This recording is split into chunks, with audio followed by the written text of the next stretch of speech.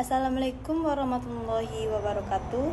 Perkenalkan, nama saya Nabila, NIM 251186206101 dari kelas 2A. Pada video ini saya akan menjelaskan tentang pengertian dan ciri-ciri belajar dan pembelajaran, tujuan serta prinsipnya, serta perbedaan teori behavioristik dan konstruktivistik beserta implementasinya. Soal 1. Pengertian dan ciri-ciri belajar dan pembelajaran.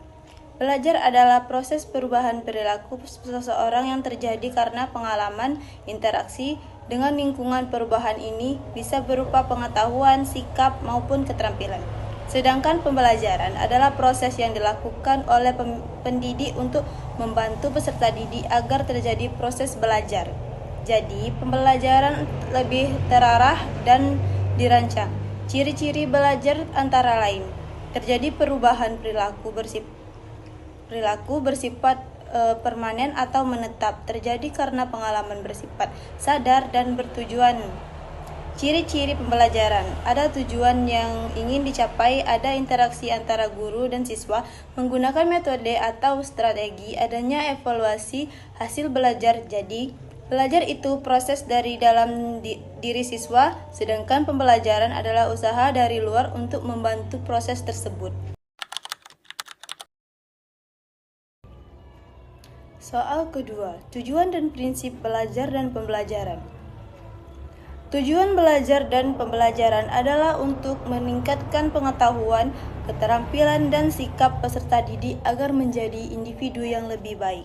Secara umum, tujuan pembelajaran membantu siswa memahami materi, mengembangkan potensi siswa, membentuk sikap dan karakter, menyiapkan siswa menghadapi kehidupan, prinsip-prinsip belajar dan pembelajaran. Motivasi siswa harus memiliki dorongan untuk belajar. Aktivitas siswa harus aktif dalam proses belajar. Perbedaan individu, setiap siswa memiliki kemampuan berbeda.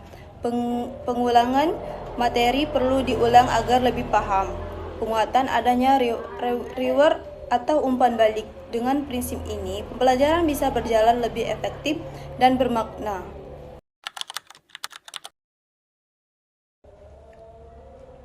Soal ketiga, perbedaan behavioristik dan konstruktivistik. Pertama, teori behavioristik. Teori ini beranggapan bahwa belajar adalah perubahan perilaku yang dapat diamati sebagai hasil dari stimulus dan respon. Contohnya, guru memberi soal, siswa menjawab, lalu diberi nilai atau reward. Implementasi dalam pembelajaran. Metode ceramah, latihan soal berulang-ulang, sistem hadiah dan hukuman. Kedua, teori konstruktivistik. Teori ini menyatakan bahwa siswa membangun sendiri pengetahuannya melalui pengalaman. Contohnya, siswa diajak diskusi, eksperimen, atau memecahkan masalah implementasi. Diskusi kelompok, problem based learning, pembelajaran aktif. Perbedaannya, behavioristik guru sebagai pusat, siswa pasif. Sedangkan konstruktivistik siswa aktif, guru sebagai fasilitator. Behavioristik fokus pada hasil, konstruktivistik fokus pada proses. Referensi yang bisa digunakan buku yaitu buku teori belajar pendidikan, pendapat ahli seperti Skinner, behavioristik, dan Piaget. Konstruktivistik. Penutupan, demikian penjelasan dari saya tentang belajar dan pembelajaran. Sekian, terima kasih. Wassalamualaikum warahmatullahi wabarakatuh.